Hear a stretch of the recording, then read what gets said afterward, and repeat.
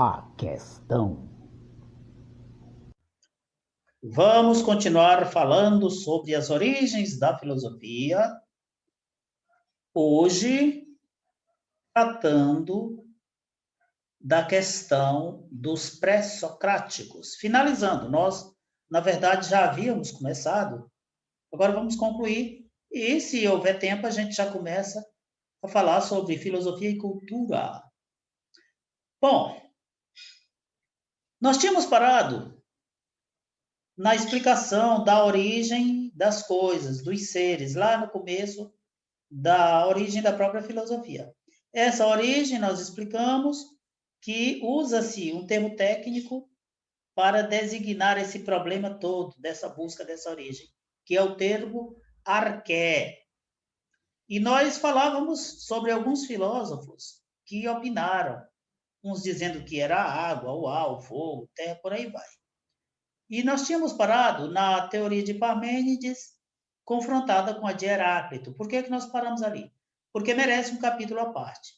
Parmênides e Heráclito se confrontarão num problema já ainda na origem da filosofia, que não terá mais a ver com essa busca da arqué, mas sim com a tentativa de explicar como as coisas existem.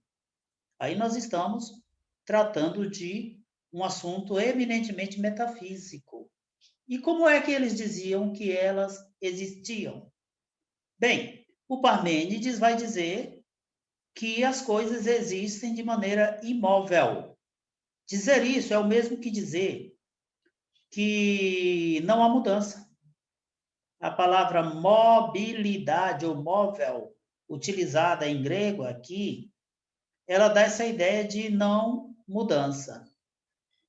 E um dos argumentos que a gente poderia aduzir para essa argumentação seria aquele que diz o seguinte: se eu olho para uma determinada pessoa em uma determinada faixa etária, vejo essa pessoa muitos anos depois e ainda a reconheço, significa que por mais que pareça que tenha havido mudança, na verdade não houve mudança. E a prova seria esta.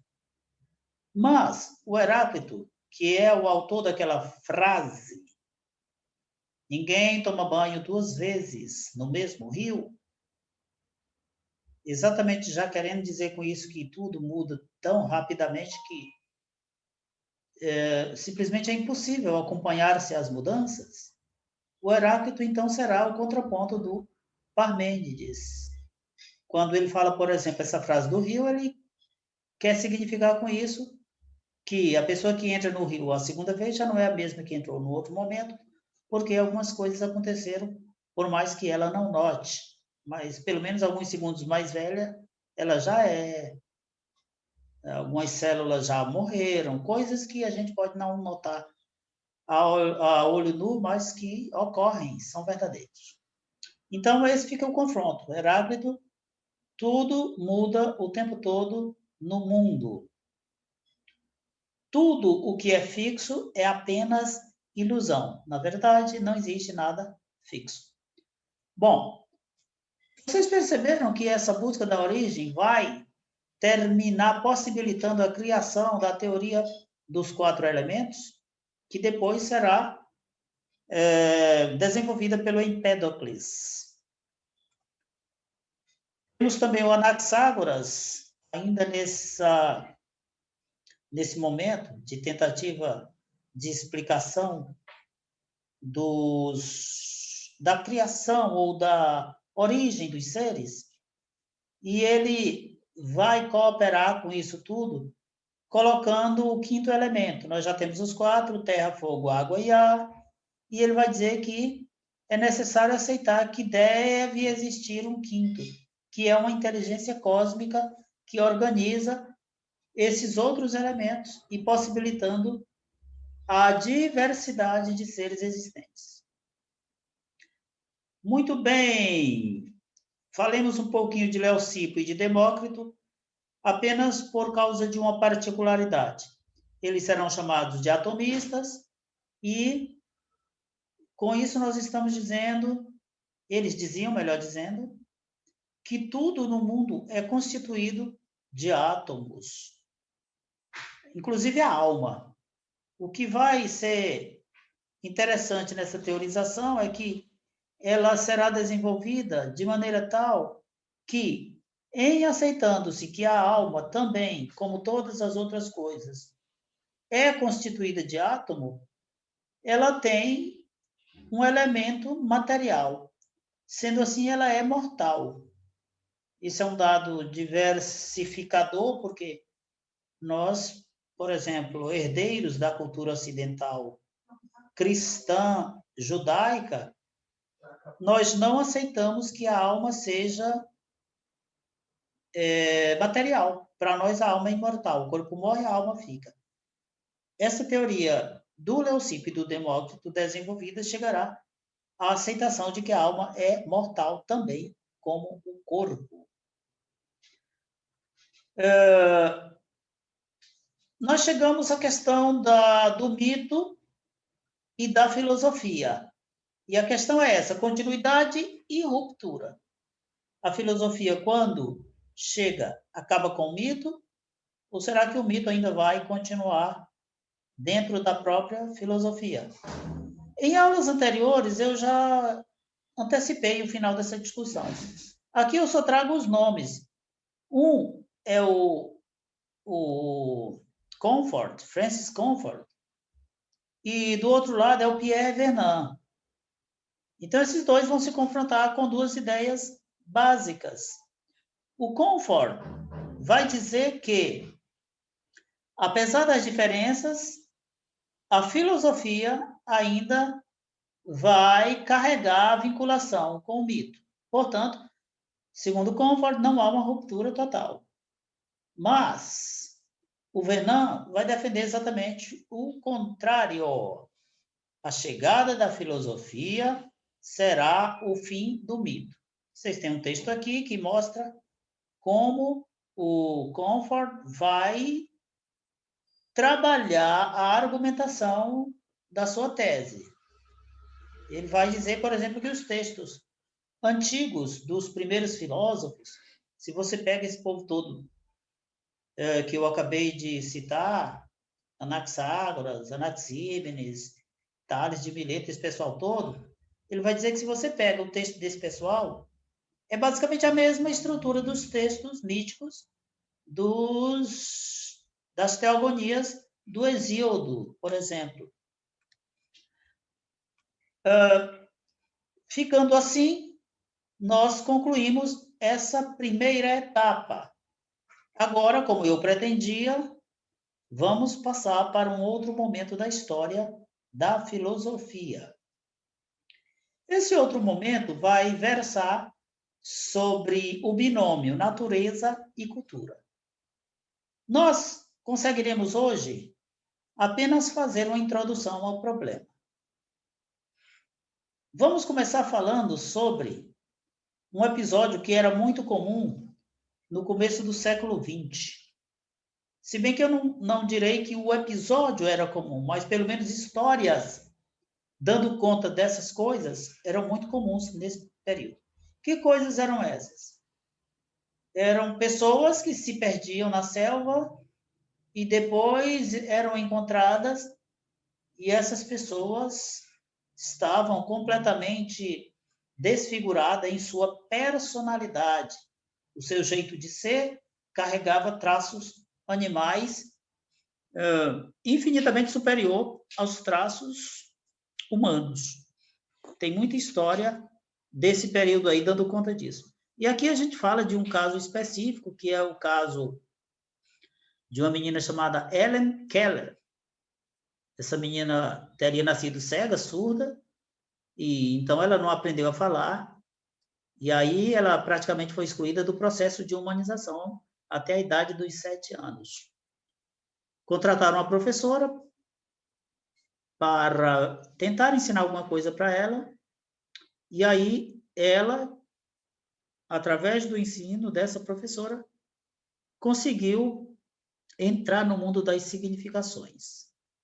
Além desse caso, eu poderia citar o próprio caso do Tarzan, seria um exemplo disso. Mas tem o caso das gêmeas, Amala e Kamala. São muitos. Vocês veem que o texto de vocês trata especificamente desse caso da Ellen Neller, mas eu estou citando uma série de outros que vocês podem pesquisar, se vocês tiverem curiosidade. Ao fim do século XIX, ao começo do século XX, terá abundantes casos de pessoas assim. Por que eu estou pondo esse caso no começo da questão da cultura e da natureza? É porque aqui nós temos, de maneira emblemática, na vida dessas pessoas, no jeito como elas viveram, a presença da natureza e da cultura. Vejamos aí. A pergunta básica para entrarmos nesse universo da natureza e da cultura é essa aqui. Seria a linguagem o elemento que caracteriza fundamentalmente a cultura humana e que distingue o ser humano do animal? Porque aí, vocês voltando ao caso dessas meninas, esses casos entraram para a história da psiquiatria como sendo os casos das meninas lobas. O Mowgli também é um exemplo disso. Então, esses casos mostram uma questão que mexeu muito com o imaginário dos terapeutas, dos linguistas desse momento. E que seria esse problema que mexeu com esse imaginário? É o problema de se saber se essas pessoas ainda poderiam ser chamadas de humanas. Será que essas pessoas, por terem nascido de humano, seriam humanas, mesmo estando, em termos de comportamento, muito mais próximas do animal do que dos seres humanos? Pois bem, essa será a questão que vai permear este encarte novo que nós estamos tratando da relação entre cultura e natureza. Passando um pouco mais à frente, nós vemos uma semelhança incrível de comportamentos que nos chamam muito a atenção entre o que faz alguns animais e o que faz o ser humano. Principalmente os animais que estão em níveis mais altos da escala zoológica, eles fazem coisas que nos chamam a atenção, que, como diz aí o caboclo, nos encabulam. Por exemplo, se nós quisermos dizer que somos diferentes deles porque nós sentimos ódio, prazer, amor, sofrimento, alegria, tristeza, não dá. Eles sentem tudo isso aí também e expressam isso.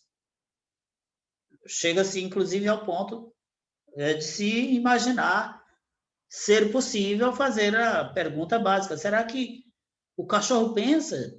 Às vezes ele faz cada coisa que nos leva a não escogitar de todo essa possibilidade. Vamos aprender um pouquinho o que é ação por instinto, porque aí abrirão portas inúmeras para a gente ter mais clareza no tratamento dessa questão. Ponto 1. Os animais superiores são inteligentes. Pronto. Não posso dizer o ser humano é inteligente, os animais não são. Os dois são inteligentes. Simples assim. Claro, eu posso dizer, é inteligência diferente. Ok, aí já posso. Mas somos inteligentes? Somos. Eles são inteligentes? São. Muito bem. Os animais que estão no nível mais baixo da escala zoológica, eles não são inteligentes. Por mais que ações praticadas por eles pareçam com ações resultantes do exercício da inteligência, na verdade, não são. São ações que ocorrem por instinto. E as características próprias das ações instintivas é que, ela é rígida. Ela não muda. É o tempo todo do mesmo jeito. Elas são regidas por leis biológicas ele não aprende. Ele já vem com o código e vai fazer aquilo que o código define que deve ser feito. O gato não precisa aprender a cair em pé se ele for solto com as costas viradas para o chão. Soltou ele, automaticamente vai cair em pé. Mas ele não aprende isso. Isso é próprio de ação instintiva. Ela já vem escrita no código. O computador só vai fazer aquilo que já está escrito para ser feito no seu programa. Do mesmo modo, as ações instintivas, ou pelo menos muito similarmente. Outro elemento da ação instintiva é que ela é invariável de indivíduo para indivíduo. Significa o quê? Não tem uma abelha que vá ser mais inteligente do que outra abelha. Elas vão sempre ter a mesma inteligência. Só vai chegar aquele tanto. Bom, como esses instintos são rígidos, eles dão uma ideia de perfeição, porque a coisa é extremamente bem feita. E aí você tem o exemplo da casa da aranha, o trabalho paciente que ela faz tecendo, fazendo a teia. Nossa, como aquilo é muito bem feito. Como aquilo carrega um esmero imenso. Mas já veio programado para ser desse modo. Fechando nossa aula de hoje, nós contrapomos isso ao ato humano, que é um ato voluntário. Começa daí. Significa o quê? Que parte da vontade. O homem quer fazer ou não quer fazer. O bicho não quer fazer ou quer fazer. Ele já vem para fazer. O ato no homem existe antes no pensamento. Ele existe como possibilidade. E ele resulta de escolhas de meios necessários para atingir os fins propostos. Em outras palavras, a necessidade é a mãe da invenção, o que faz com que nós sejamos pessoas ou seres ou animais criativos é a necessidade.